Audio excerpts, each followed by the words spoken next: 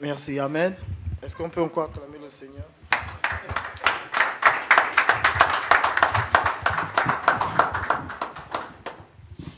Amen.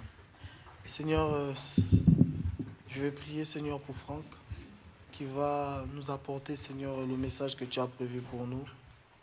Seigneur, merci parce que tu as déversé dans son cœur, Seigneur, des paroles, Seigneur, afin de bâtir nos vies, afin de nous bénir, Seigneur.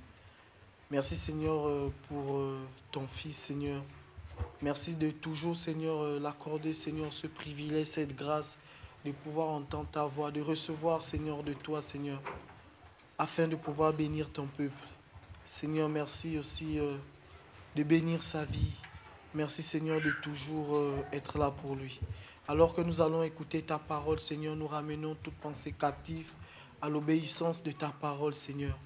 Et nous déclarons que ta parole apporte de la vie, de la vigueur, Seigneur, à notre vie, à notre esprit, à notre âme, Seigneur. Seigneur, merci parce que alors que nous allons écouter cette parole, tu nous transformes, Père. Tu aiguises aussi notre entendement, Seigneur. Honneur et gloire et majesté à toi. Amen.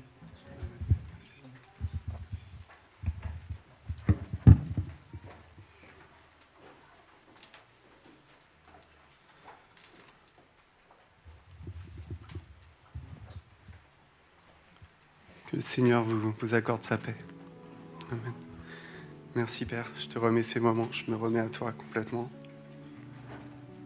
C'est, voilà, comme je le dis Seigneur souvent, comme tu me le mets à cœur aussi. C'est pour ça que je le dis, que ce ne soit pas une connaissance de plus Seigneur, mais que la parole soit gravée dans nos cœurs comme une unité avec toi.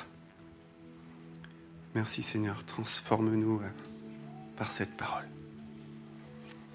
Seigneur, vraiment que si cette parole est de toi, vraiment que ton peuple puisse la recevoir et la mettre en pratique.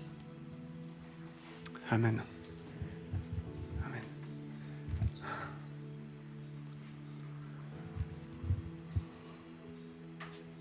Alors pour commencer, je vais reprendre le verset que nous avions vu la dernière fois. C'était dans Marc 12.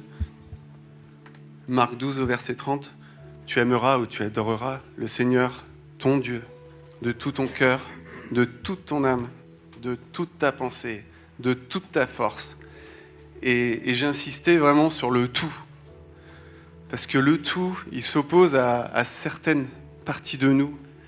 Et je pense particulièrement que c'est au niveau de l'âme, qui ne voudrait pas s'aligner sur la parole de Dieu. J'insistais sur, pour ceux qui étaient là, sur l'hypocrisie. Le Seigneur m'a donné encore autre chose à ce niveau-là, donc je vais vous les partager. J'insistais sur l'hypocrisie, par exemple, qui pour l'âme, le cœur est en fait l'hypocrisie, voilà, pour l'âme, et c'est en fait une sorte de manteau, de déguisement, de vêtements d'acteurs de théâtre ou de cinéma. Le cœur joue un rôle alors.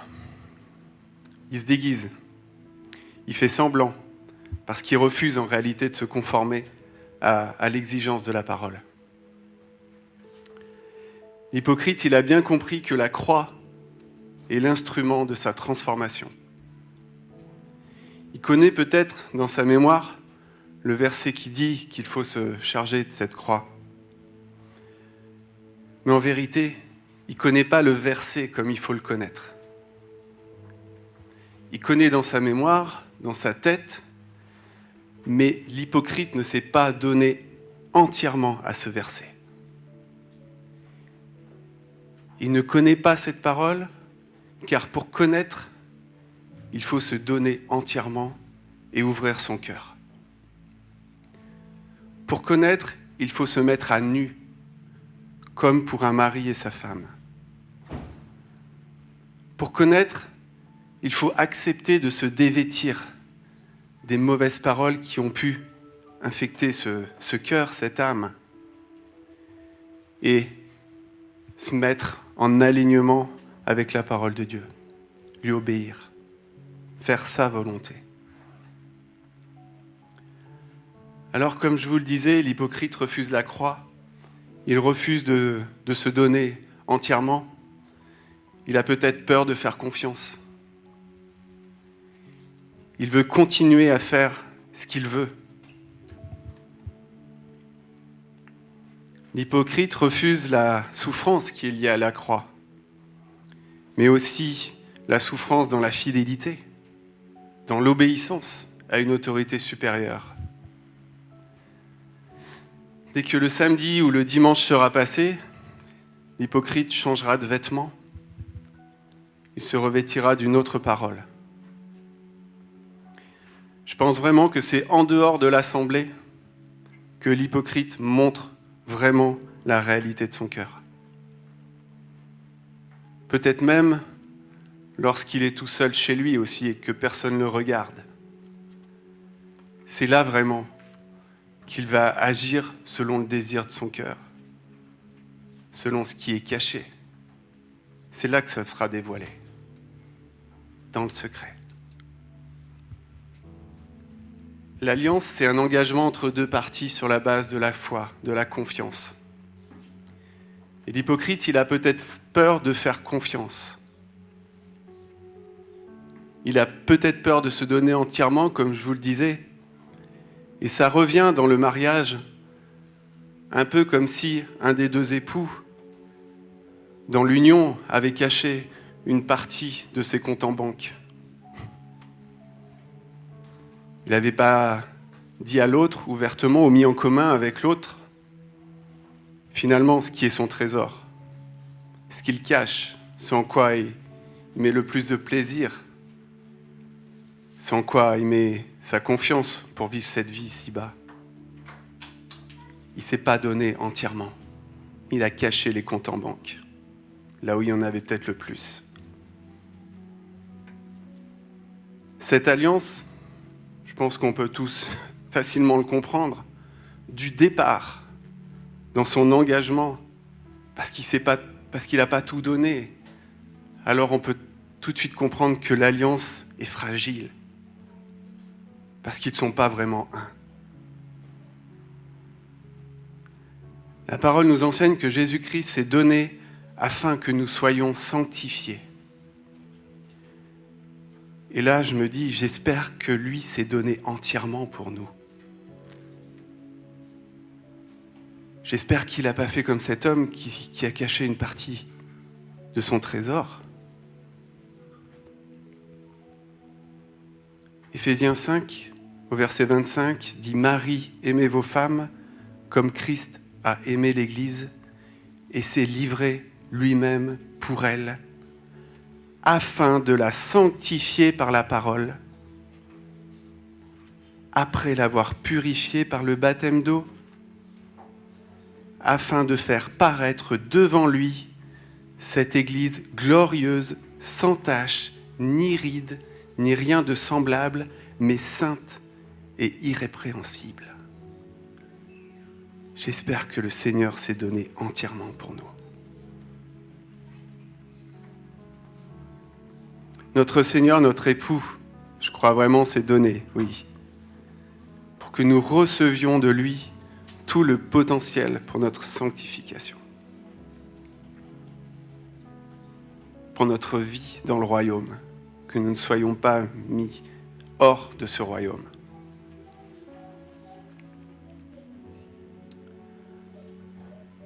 En se donnant, le Seigneur a mis sa parole en nous. Et notre part dans l'alliance en tant qu'épouse est que nous nous donnions, nous aussi, de tout notre cœur, de toute notre âme, de toute notre pensée, de toute notre force.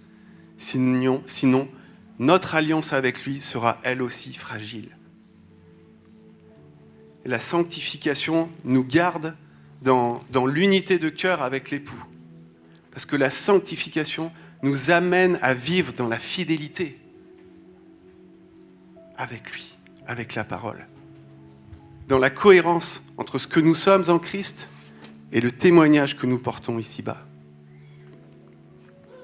Le trésor de notre cœur doit être la parole. C'est avec elle que nous avons décidé de faire union. La parole du Seigneur, elle est gravée, écrite avec le sang de l'alliance, dans la partie centrale de l'épouse, qui est son âme. Afin que celle-ci, que cette épouse, soit l'expression même de la volonté de l'époux.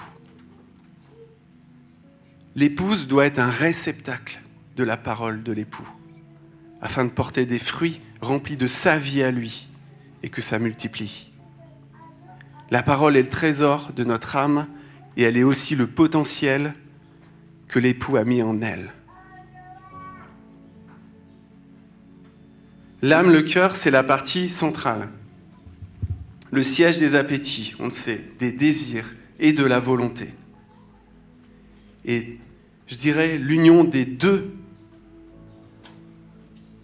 doit accomplir quelque chose. On va le voir ensemble. Dans Matthieu 6, au verset 10, on le connaît tous par cœur, je pense. Que ton règne vienne, que ta volonté soit faite sur la terre comme au ciel. Et j'avoue que je ne m'étais jamais attardé sur le mot volonté. Donc en grec, c'est téléma, T-H-E-L-E-M-A. Donc en plus de signifier volonté, ça veut dire faire un choix.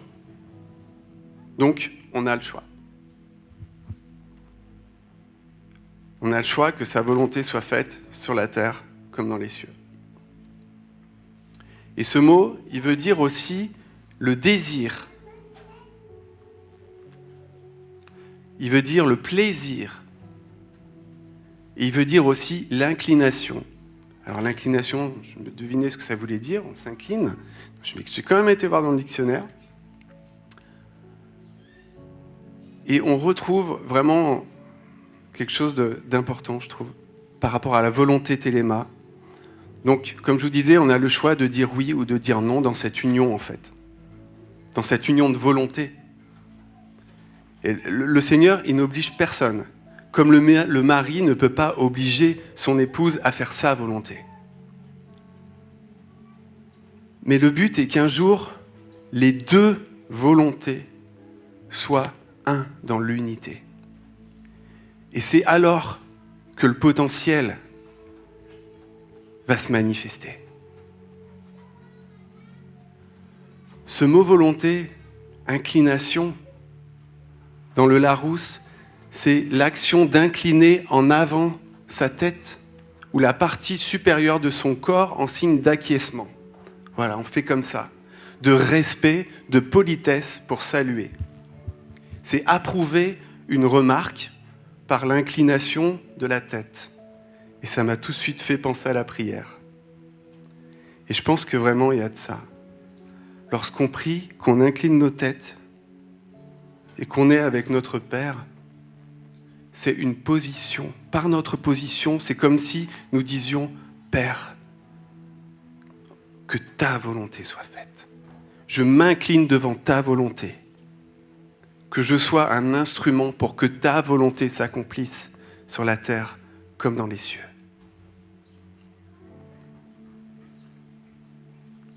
C'est vraiment...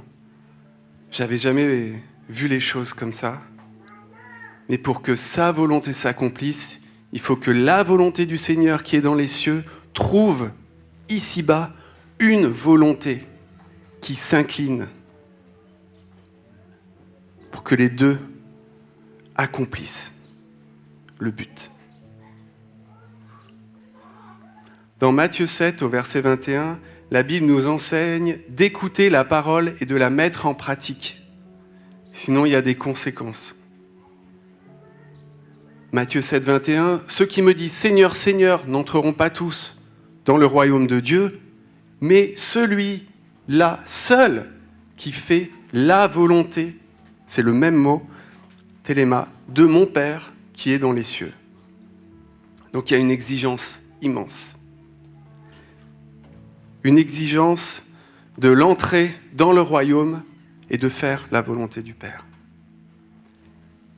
Il semble donc évident que celui qui ne sait pas, qui ne se prépare pas, je dirais chaque jour, qui ne prend pas sa croix, qui ne regarde pas à lui-même, mais à la volonté du Père. Celui qui ne se prépare pas ici-bas ne se prépare pas à rentrer, en fait, dans le royaume, dans le monde à venir. Et voici la volonté du Père, dans Jean 6, 40. La volonté de mon Père, c'est que quiconque voit le Fils et croit en lui ait la vie éternelle. Et je le ressusciterai au dernier jour.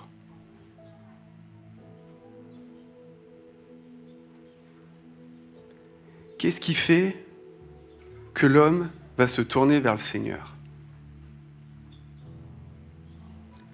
Je pense que c'est le désir de son cœur. Et connaître notre désir est très important.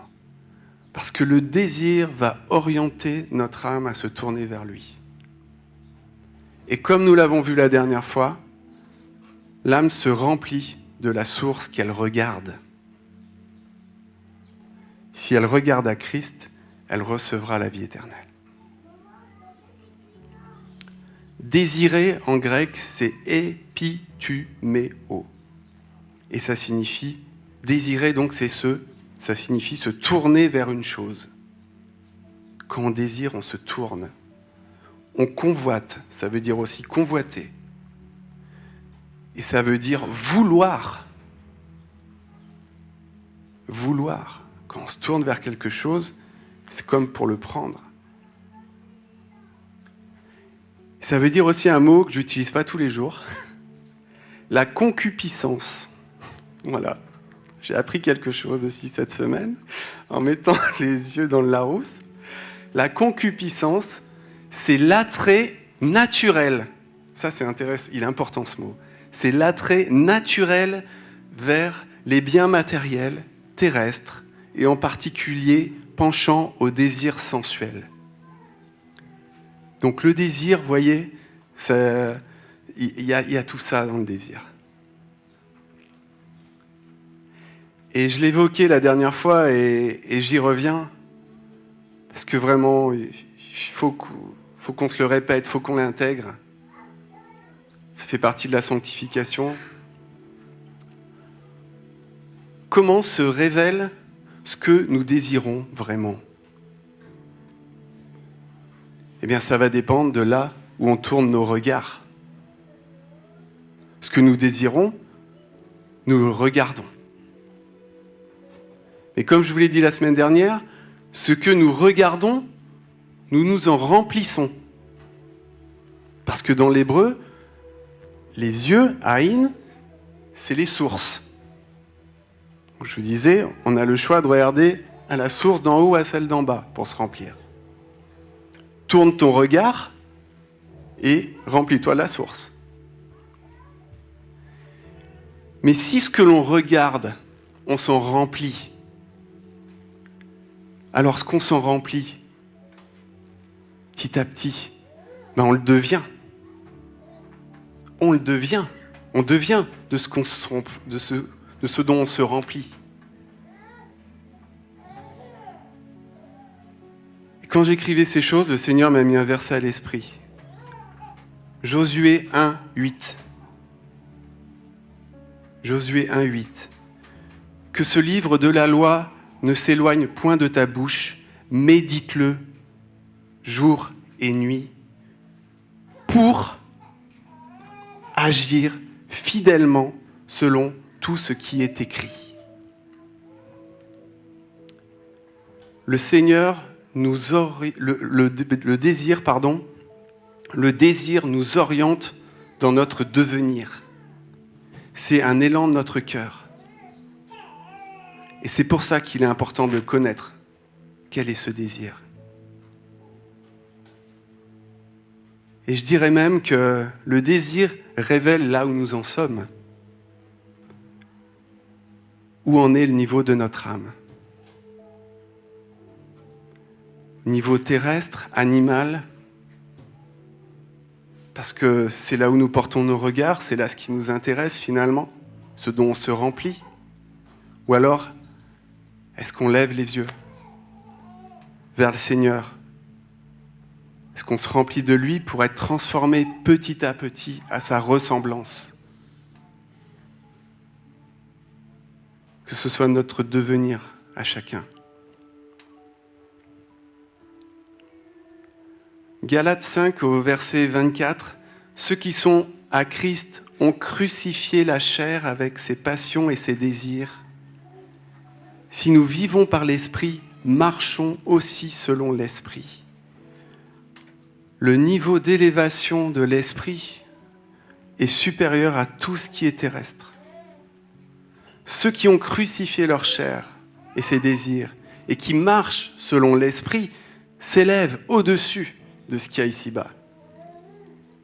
La croix se révèle être alors un lieu d'élévation.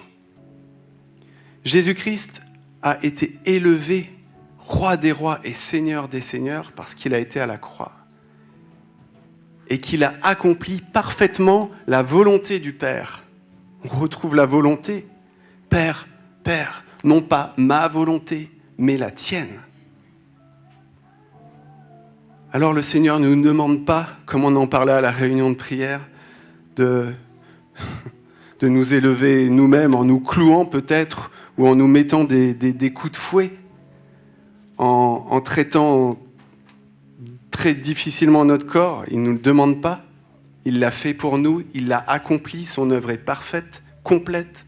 Amen. De plus que le cœur de l'homme est tellement tordu que peut-être qu'en s'infligeant ces tortures, il pourrait penser qu'il n'a plus besoin d'un sauveur. Il pourrait même s'en glorifier. Mais le Seigneur nous dit qu'on doit prendre notre croix, qu'on doit aller à la croix et que cela n'est pas de vivre pour nous-mêmes, mais pour celui qui est mort pour nous.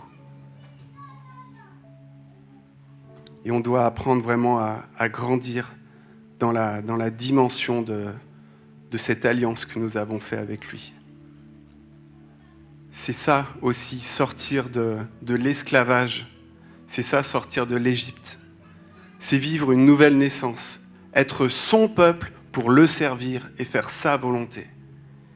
Et c'est, je dirais, un changement radical d'intérêt. C'est un des signes de la nouvelle naissance, le changement d'intérêt. Il y avait un avant et il y a un après. Avant, le moi avait ses désirs, ses ambitions, selon le modèle ici-bas. Je voulais arriver là, je voulais faire ceci, cela.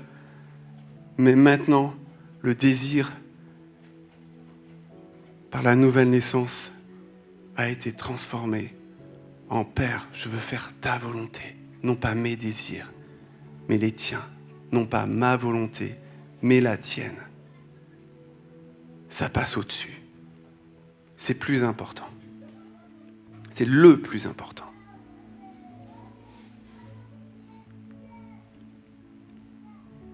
Et Jésus-Christ l'a dit tout petit à ses parents lorsqu'ils le cherchaient. D'ailleurs, ne savez-vous pas qu'il faut que je m'occupe des affaires de mon Père ? Peut-être que nous aussi, depuis qu'on est nés d'en haut, il y a de nos amis, il y a des membres de notre famille qui nous cherchent. Ils disent, mais avant, quand on faisait des soirées comme ça, quand on faisait ça, il était là, il était avec nous, et il est où maintenant ? Il est où ? Qu'est-ce qu'il fait ? Il a changé ou quoi ? Mais qu'est-ce qui lui arrive ? Il est né d'en haut. Progressivement, il apprend à marcher dans la sanctification, à se mettre à part pour son Seigneur, son Dieu, celui qui a pris la première place dans son cœur.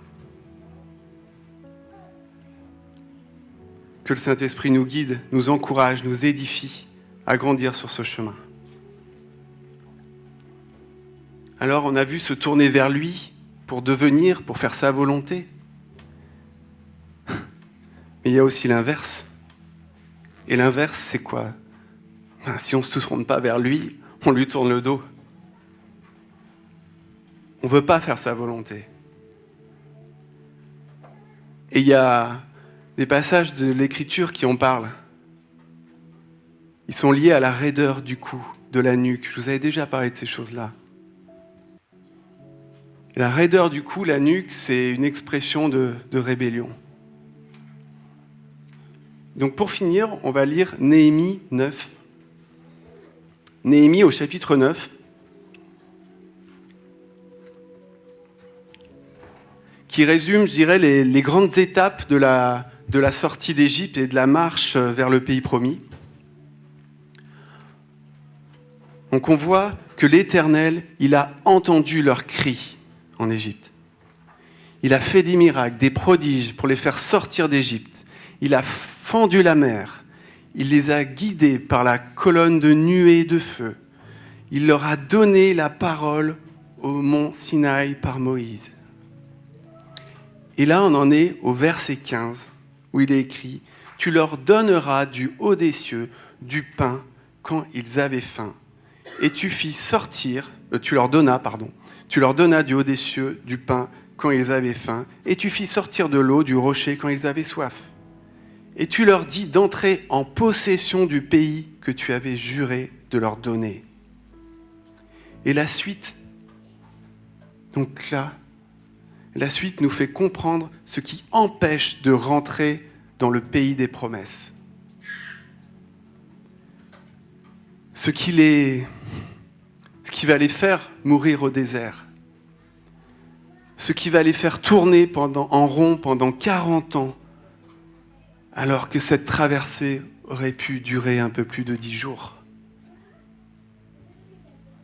Au verset 16, « Mais nos pères se livrèrent à l'orgueil et raidirent leur cou. » Je reprends juste la phrase avant, vraiment qu'on voit le lien. « Et tu leur dis d'entrer en possession du pays que tu avais juré de leur donner, mais, le mais est très important, mais nos pères se livrèrent à l'orgueil et raidirent leur cou. » Voilà ce qui les a fait tourner en rond et mourir au désert. Ils n'écoutèrent point tes commandements. Ils refusèrent d'obéir et ils se mirent en oubli les merveilles que tu avais faites en leur faveur. Ils raidirent leur cou et dans leur rébellion, ils se donnèrent un chef. Là, c'est... Le chef, ici, c'est le mot roche, c'est-à-dire même qu'ils se donnèrent une tête. Au lieu que Christ soit la tête, au lieu que ce soit la parole qu'ils ont reçue qui soit la tête et qui les dirige dans la volonté du Père, ils ont échangé la tête pour retourner à leur servitude. Est-ce qu'ils ont mis Pharaon à la place? Je ne sais pas. Juste un petit zoom sur le mot « cou ». Cou, ça signifie le dos, la nuque. Et ça veut dire aussi l'apostasie. Ça peut aller jusque-là. À force de tourner son cou en refusant de faire la volonté du Père, on se détourne petit à petit. On ne s'en rend pas compte. On descend, on refuse de faire sa volonté. On se raidit comme un mort se raidit. Et l'apostasie est là. On se tourne, finalement, se détournant du Seigneur, on se tourne vers la mort et on le devient. On s'est tourné et on s'est rempli. L'apostasie, c'est l'abandon de la foi, de la confiance en Dieu. C'est complètement à l'opposé de la marche dans laquelle le Seigneur a demandé d'avancer à la sortie d'Égypte et pour nous chaque jour. Sortir de l'esclavage. On retrouve le mot oref, donc dos, cou, la nuque aussi, dans certains passages des Écritures, quand Israël fuit son ennemi. Fuir l'ennemi, en fait, c'est lui montrer notre nuque, notre cou, c'est lui tourner le dos. Mais c'est se mettre dans la situation la plus dangereuse qui soit pour combattre. Lorsqu'on ne fait pas la volonté du Seigneur, qu'on se tourne à sa volonté, c'est comme si on disait à l'ennemi, vas-y, achève. Par contre, se soumettre à la volonté du Seigneur, c'est avoir l'assurance que le Seigneur combat pour nous. L'association des deux volontés. Si Dieu était avec nous, qui sera contre nous? En se soumettant à la parole, on est en sécurité. Le Seigneur est notre sécurité. Alors oui, se soumettre à sa volonté, c'est incliner la nuque, c'est être dans une position d'humilité. Mais c'est vivre en sécurité. C'est vivre et être associé à sa victoire. Ce signe d'acquiescement et d'humilité nous fait être participants de sa victoire.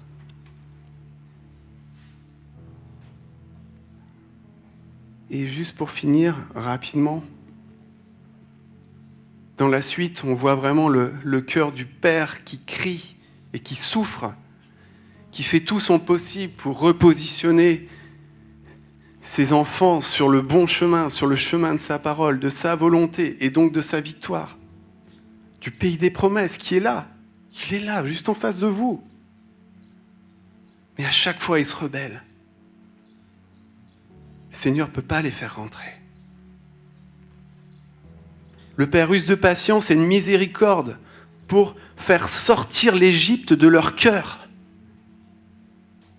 Mais il continue de se retourner et de regarder là-bas. Et de regretter. Au verset 17, « Mais toi, tu es un Dieu prêt à pardonner, compatissant et miséricordieux, lent à la colère, riche en bonté, et tu ne les abandonneras pas. Même quand ils se firent un veau en fonte et dirent, « Voici ton Dieu qui t'a fait sortir d'Égypte, et qu'ils se livrèrent envers toi à de grands outrages. Dans ton immense miséricorde, tu ne les abandonneras pas au désert, et la colonne de nuée ne cessera point de les guider le jour dans leur chemin, ni la colonne de feu de les éclairer la nuit dans le chemin qu'ils avaient à suivre. » Le Père fait tout ce qu'il peut pour les ramener. Mais il y a un moment, ils ont fait leur choix.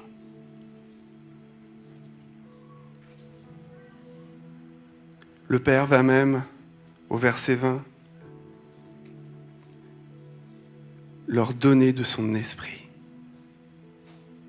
Tu leur donnas ton bon esprit, pour les rendre sages.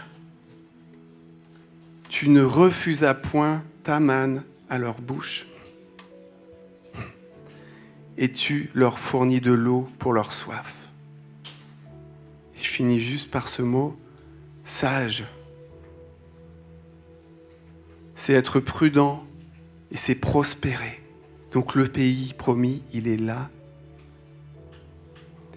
Et on aperçoit ici donc ces promesses qui sont devant, mais ce mot sage, ça c'est magnifique parce qu'il veut dire aussi regarder à, avoir la vue sur.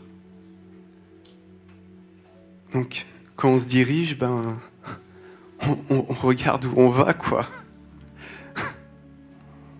Donc gardons le regard sur Christ. Que son esprit nous accorde la sagesse, nous édifie, nous forme vraiment à ne pas nous retourner, mais à le regarder, lui et lui seul. Parce que il est notre but. Il est le but de nos vies. Amen. Voilà, Père éternel, ce sont que des mots, Seigneur, sans l'action de ton esprit dans le cœur de chacun. Que ton esprit amène chacun à la connaissance de ta parole véritable. Peut-être à la repentance, revenir sur la voie, revenir jusqu'à toi dans tes bras. Merci Père pour ton action pour chacun. Tu sais ce dont chacun a besoin.